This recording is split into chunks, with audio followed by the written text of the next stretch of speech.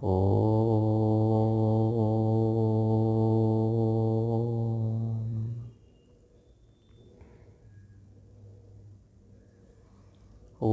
सहनाववतु सहनौ भुनक्तु सह वीर्यं करवावहै तेजस्विनावधीतमस्तु मा विद्विषावहै।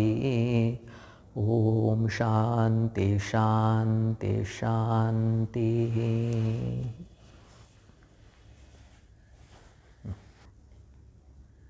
किसी एक सद्गुण का भगवद गीता में सबसे ज़्यादा जो उल्लेख हुआ है वो है समता।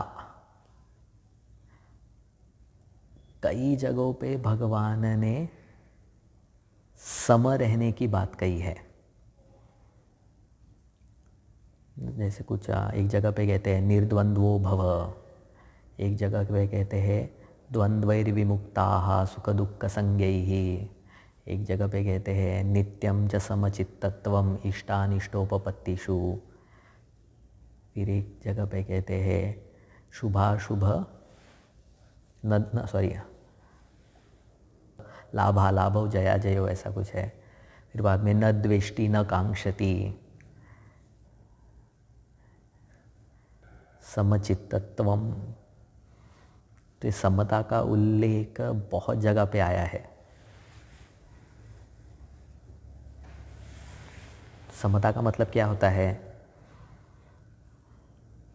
कि परिस्थिति, द्वंद्वात्मक परिस्थिति जब व्यक्ति के सामने आती है तो उस परिस्थिति में उसका मन ज़्यादा प्रभावित नहीं होता। द्वंद्वात्मक परिस्थिति का मतलब क्या है? परिस्थिति को द्वंद्वात्मक ये विशेषण देते हैं। द्वंद्वात्मक मतलब पेयर्स ऑफ ऑपोजिट, जोड़ी। जोड़ी को द्वंद्व कहते हैं। कौन सी जोड़ी को? जो विरुद्ध जोड़ियाँ हैं, जैसे सुख दुख, मान अपमान, शीत उष्ण। तो ये सारी परिस्थितियाँ आइदर सुख की होगी, सुख अनुकूल होगी या प्रतिकूल होगी, मान वाली होगी, अपमान वाली होगी। तो द्वंद्वातीतः, द्वंद्वैः मुक्तः, द्वंद्वों से मुक्त जो हुआ है, या सम है जो,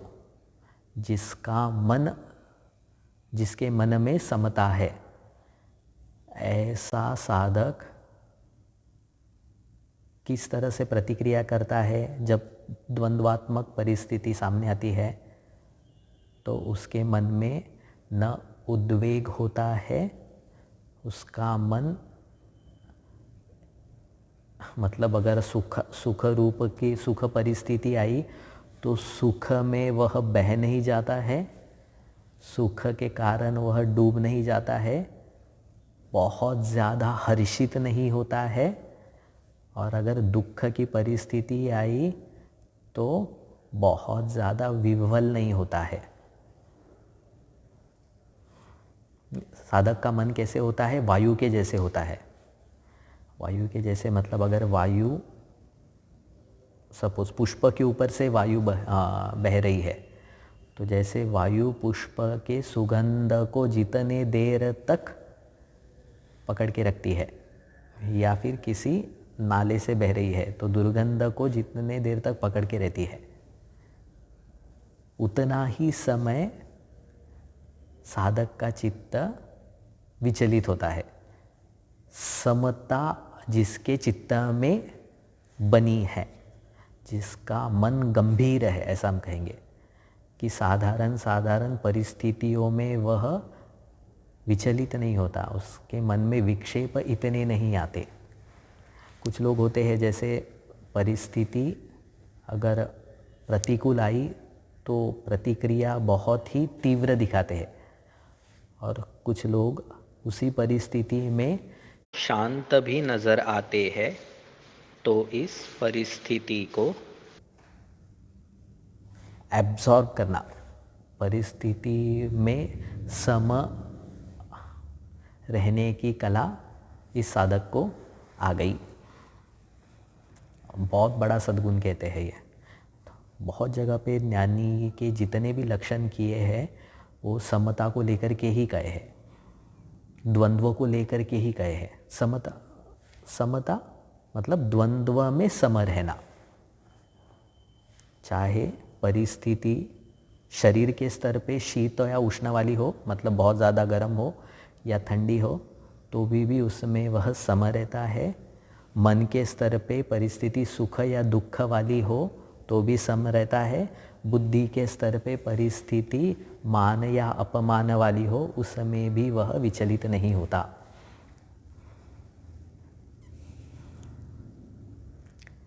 तब ये समता का गुण, ये जो संपत्ति है,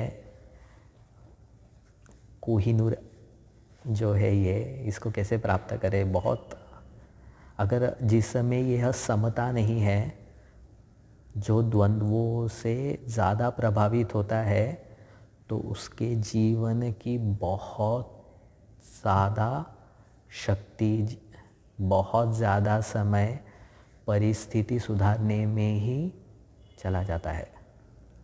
तो वह दूसरी चीज़ नहीं कर पाता। मुख्य काम उसका जीवन का परिस्थिति सुधारने में ही लग जाता है। तो शक्ति का खर्च, समय का खर्च बचाने के लिए ये समता साधन बहुत उपयोगी है। तभी समता को सिद्ध कैसे करें? तो उसके लिए पूरी भगवत गीता पढ़नी चाहिए। तो कुछ टिप्स स्वामी जी जो देते हैं, एक है सबसे स्थूल धरातल पे समता का उपाय है कि हमारा व्यवहार सुंदर होना चाहिए। परिस्थिति अगर अशोभन है, परिस्थिति अगर दुखद है, तो चित्त में विक्षेप आएगा। तो सबसे स्थूल धरातल पे क्या कर सकते हैं हम कि परिस्थिति को ही अच्छा सुंदर बनाने की कोशिश कर सकते हैं। मतलब क्या है कि हमारा व्यवहार, लोगों के साथ जो हमारा व्यवहार होता है, उसको जितना ज़्यादा सुंदर बनाएंगे उतना ज़्यादा मन को विक्षेपित नहीं होने की संधियाँ प्राप्त होगी। मतलब अगर समझो कि कोई ऐसा व्यक्ति है जिसके ज़बान में बहुत कड़वाहट है, तो अभी उसका व्यवहार ही ऐसा है, तो उसको बदले में भी वही मिलेगा। तो बदले में अगर वो प्रेम नहीं बांट रहा है, तो उसको वापस प्रेम कैसे मिलेगा? तो कोई भी आया तो मन में उद्विग्नता हमेशा रहेगी, मन में एजिटेशन, विक्षेप हमेशा रहेगा। इसलिए 12वें अध्याय में कहते हैं यस्मात् नो उद्विजते लोकः लोकात् न उद्विजते च यः। मतलब जो व्यक्ति ऐसा होना चाहिए कि वो अगर वो समाज में जाता है तो समाज नहीं कहना चाहिए कि अरे वो आ रहा है चलो भागो। और ऐसा भी नहीं होना चाहिए कि कोई दूसरा आ रहा है, अरे ये आ रहा है तो चलो मैं भागता हूँ। मतलब अगर कोई अपने राग द्वेष के प्रतिकूल भी व्यक्ति पास में आ रहा है तो भी उसका मन शांत रहता है, सम रहता है,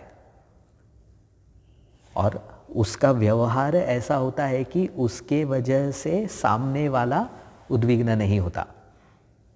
तो ये कैसे होगा? मतलब एक क्या है सम रहने का कि परिस्थिति को अच्छा रखो, मतलब व्यवहार सुंदर बनाओ, शत्रु कम होने चाहिए, द्वेषी कम होने चाहिए, ऐसा व्यवहार होना चाहिए। ज़्यादा से ज़्यादा लोग प्यार करें मुझे, ज़्यादा से ज़्यादा लोग मेरी केयर करें, चाहे मुझे। अगर ऐसा व्यवहार होगा तो समता बिगड़ने के चांसेस बहुत कम होते हैं। तो ऐसा व्यवहार मतलब कैसा, ऐसा कौन सा व्यवहार है जिससे सारे लोग मुझे प्यार करेंगे? तो एक सिंपल क्राइटेरिया है उसका, भगवद गीता में ही कहते हैं आत्मौपम्येन सर्वत्र यो समम पश्यति। इसी को व्यास जी ने कहा है आत्मनः प्रतिकूलानि परेशान न सम आचरेत। क्या मतलब है इसका कि दूसरों के साथ ऐसा ही व्यवहार करो, कैसा व्यवहार करो जो तुम एक्सपेक्ट करते हो दूसरों से। मतलब तुम्हें जो व्यवहार अपने साथ किया हुआ पसंद नहीं है वैसा व्यवहार दूसरों के साथ भी नहीं करना चाहिए। मतलब अगर कोई मुझसे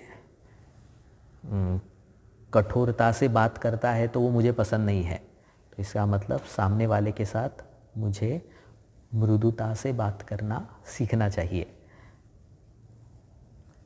तो ऐसा व्यक्ति जब आता है तो उसका स्वागत होता है, पैकअप नहीं होता है। दैट इज पहला। दूसरा स्तर समता के लिए, और उससे बड़ा स्तर क्या है, तितिक्षा, सहन करने की शक्ति बढ़ानी चाहिए। एक्चुअली तितिक्षा का मतलब क्या है, सहन करने का स्वभाव, द्वंद्वों को सहन करने का स्वभाव। एक्चुअली तितिक्षा वृत्ति का नाम है, स्वभाव का नाम है। मतलब क्या, तितिक्षा मतलब ऐसी वृत्ति, वो स्वभाव जो कहती है ठीक है जो होगा वो देखा जाएगा। मुझे तो वहाँ पे सपोज मुझे केदारनाथ जाना है, तो 4 लोगों ने कहा कि नहीं वहाँ पे बहुत ठंडी होती है, वहाँ पे सांस ले नहीं सकते हैं, प्रेशर बहुत कम होता है। तो अभी तितिक्षा जिसके पास है वो क्या कहेगा, ठीक है वहाँ पे देख लेंगे, अभी मन उसका प्रतिकूल परिस्थितियों से डरता नहीं है। मतलब तितिक्षा उस वृत्ति का नाम है जो उसको आतंकित नहीं करती है, जो उसके मन में भय उत्पन्न नहीं करती है। उसका मन इतना पक्का है कि वो कहता है कि आगे जो कोई भी बाधाएं आएगी उसको मैं निपट लूँगा। ये सबसे पहली बड़ी वृत्ति होनी चाहिए, और ये वृत्ति जितनी प्रबल होगी उतना वह लक्ष्य से भटकेगा नहीं, और यह वृत्ति जितनी प्रबल होगी उतना उसका मन सम रहेगा। कौन सी वृत्ति, कि मैं अगर कोई कठिनाई आती है तो मैं उसको फेस करने के लिए, मैं उसको सहन करने के लिए तैयार हूँ। वो आती है नहीं आती दैट इज़ डिफरेंट थिंग, पर यह वृत्ति पहली बननी चाहिए, पक्की बननी चाहिए। और इस वृत्ति को बलवान करने के लिए ही जो हमारे संस्कृति में, हमारे हर रोज़ के इसमें व्रत होता है, तपह होता है। ये तपह क्या करता है, जब हम खुद से खाना नहीं खाते हैं, स्वयं से कोई कष्ट करते हैं, स्वयं से ही अपने आप को थोड़ी तकलीफ देते हैं, तो इस तप के कारण तितिक्षा का भाव, तितिक्षा की वृत्ति बढ़ती है। क्या वृत्ति बढ़ती है कि यस मैं कर सकता हूँ, ये कठिनाई आई तो मैं उससे डरूंगा नहीं, मैं उससे सामना करने के लिए तैयार हूँ। जब ये बुद्धि अगर है तो चित्त आतंकित नहीं रहता है, चित्त सम रहता है। और इसी वृत्ति को बलवान करने के लिए छोटे छोटे नियम हमारे जीवन में दिखते हैं कि चलो इस समय उपवास करो, इस समय जागरण करो, इस समय क्या कहते हैं, शरीर को जो कष्ट हम दे रहे हैं ये कष्ट तितिक्षा को बढ़ाते हैं। तीसरा उपाय क्या है, चित्त को सम रखने का। बिना कर्म के चित्त सम नहीं रह सकता। मतलब मैं घर में बैठूंगा और मेरा चित्त विक्षेपित नहीं होगा, चित्त फ्रस्ट्रेट नहीं होगा, एजिटेट नहीं होगा, ऐसा नहीं है। चित्त को सम, चित्त में गंभीरता लाने के लिए, चित्त मन में गंभीरता लाने के लिए व्यक्ति को कर्म के क्षेत्र में उतरना ही पड़ता है। जब तक उसका सामना राग द्वेष से, अपने राग द्वेष से नहीं होता है, तब तक उसका चित्त छोटी छोटी चीज़ों में विवल होते ही रहेगा। तो कर्म का क्षेत्र बहुत ज़रूरी है चित्त में समता लाने के लिए। तो मतलब क्या है? आलसी जीवन, प्रमादी जीवन, अकर्म का जीवन अंतःकरण को कभी सम नहीं रख सकता, क्योंकि अगर वह कोई कर्म कर भी नहीं रहा है तो साधारण साधारण परिस्थिति, एक मक्खी भी उसके चित्त को, फिर घर में एक चींटी आ गई या घर में कोई एक कीटक आ गया तो वो गएगा, तो उसके लिए वो बहुत बड़ा प्रॉब्लम हो जाएगा। नमक खत्म हो गया है तो ऐसा हो जाता है, अरे बाप रे क्या हो गया। तो मन इतना चंचल हो जाता है अगर वह कर्म नहीं कर रहा है तो कर्म का क्षेत्र तो समचित्त होने के लिए बहुत ज़रूरी है। उसमें भी कर्म के क्षेत्र में जो कर्तव्य बुद्धि की प्रधानता से कर्म करता है वह ज़्यादा समता को प्राप्त करने का अधिकारी बनता है। मतलब सामने शत्रु हो या मुझे यह काम पसंद भी नहीं है तो भी वह कर्तव्य के कारण उस कर्मों को करता है। तो कर्तव्य के कारण जब वह उस कर्म को बलपूर्वक कर रहा है तो मतलब उसका मन पक्का हो रहा है कि आगे अगर ये ऐसी परिस्थिति फिर से आएगी तो भी वह विचलित नहीं होगा। तो कर्म बहुत बड़ा साधन है और कर्म में भी कर्तव्य निष्ठा। कर्म क्यों करना है? ठीक है, ये व्यक्ति आ गया, ये आ गया तो मैं काम नहीं करूँगा, ऐसी बुद्धि अगर जिसमें है, मतलब इस तरह से व्यक्ति आने से अगर मूड चेंज हो रहे हैं, व्यक्ति आने से अगर कोई परिस्थिति आने से अगर चित्त विक्षेपित हो रहा है तो हम मन में राग द्वेष को ही बढ़ा रहे हैं, मूडी बना रहे हैं मन को, लहरी। तो आज अगर अच्छा लगता है तो करूँगा, आज नहीं अच्छा लगता है तो नहीं, मन है तो नहीं करेंगे। ये सारे दोष दुर्गुण निकलते हैं जब कर्तव्य को व्यक्ति सबसे ज़्यादा प्रधानता देता है। कर्तव्य प्रधान जीवन उसका समता को प्राप्त करने में सहायक होगा। तीसरा, चौथा क्या है? एक तो व्यवहार शुद्धि, दूसरा तितिक्षा, तीसरा कर्तव्य में निष्ठा, कर्तव्य बुद्धि, चौथा है स्वामी जी कहते हैं कि लक्ष्य को प्राप्त करने की तीव्रता। मतलब अगर साधक का लक्ष्य अंतःकरण शुद्धि है, मन की शुद्धि है, तो वो उसको चाहिए ही, उसके प्रति वह कैजुअल नहीं है, उसके प्रति चलता है वाला एटीट्यूड नहीं है।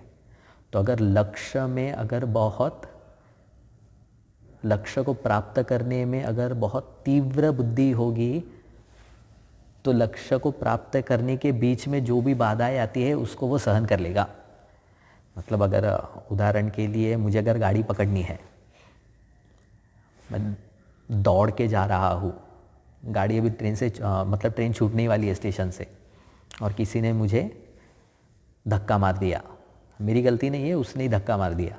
अभी ट्रेन छूट रही है, मुझे ट्रेन पकड़ना ज़्यादा इंपॉर्टेंट है, इसके साथ झगड़ा करना इंपॉर्टेंट नहीं है। तो इवन दो मुझे परेशानी हुई फिर भी मैं उसकी उपेक्षा करने में समर्थ हो जाता हूँ। क्यों? क्योंकि मुझे ट्रेन पकड़नी है, क्योंकि मुझे लक्ष्य चाहिए। तो अगर लक्ष्य में सच में बहुत लक्ष्य प्राप्त करने की तीव्र उत्कंठा है तो लक्ष्य के प्राप्त करने के बीच में बाधाओं की उपेक्षा करना वह सीख जाता है। और आखिरी सबसे महत्वपूर्ण उपाय समता का है पूजा, जप और ध्यान। यह साधनाएं, पूजा में ही जब वह जप कर रहा है, या ध्यान कर रहा है, यह जब साधना नित्य किसी व्यक्ति के जीवन में आती है तो उसका मन काफ़ी हद तक गंभीर रहता है। ये साधनाएं, ये जो नित्य साधनाएं है, यह व्यक्ति के मन को सम रखने में बहुत मदद करती है।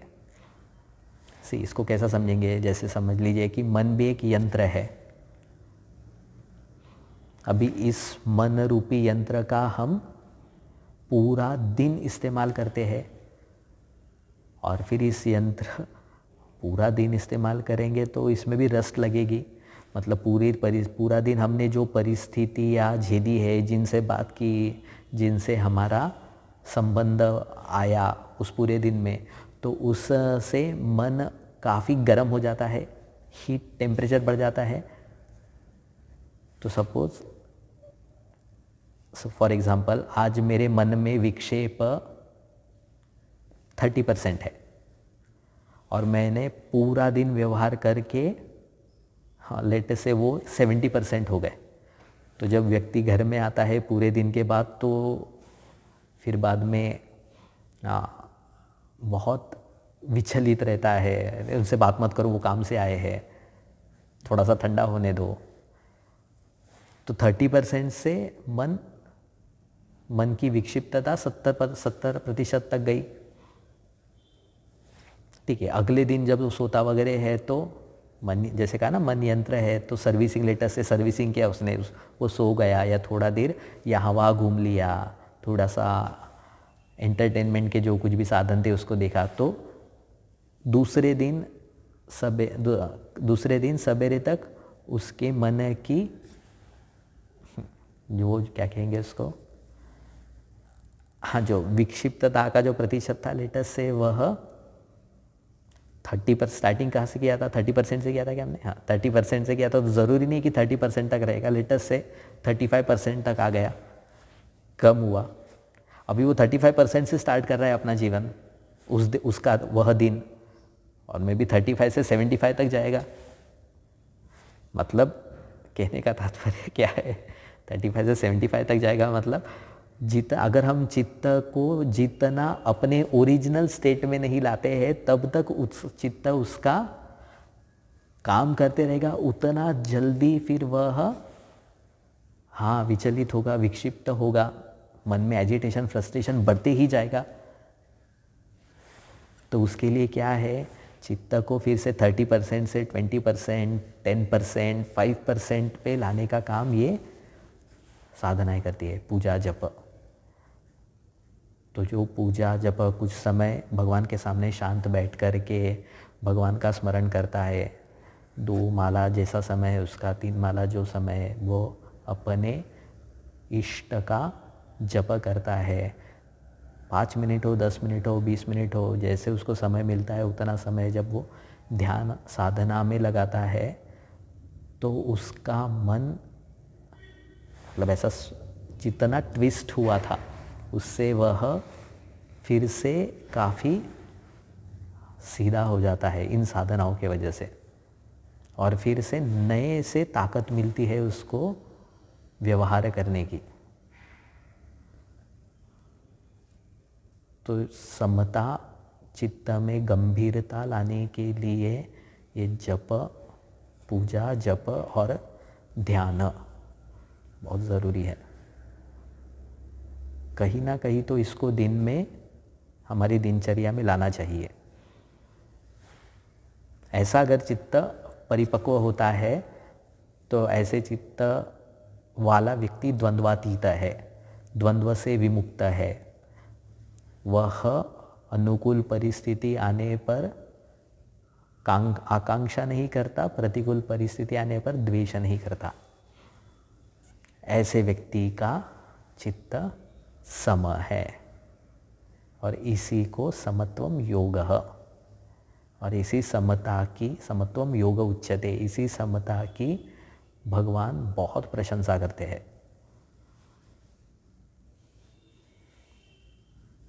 ठीक है, ओम पूर्णमदः पूर्णमिदं पूर्णात् पूर्णमुदच्यते पूर्णस्य पूर्णमादाय पूर्णमेवावशिष्यते। ओम शांति शांति शांति। हरि ओम श्री गुरुभ्यो नमः। हरि ओम।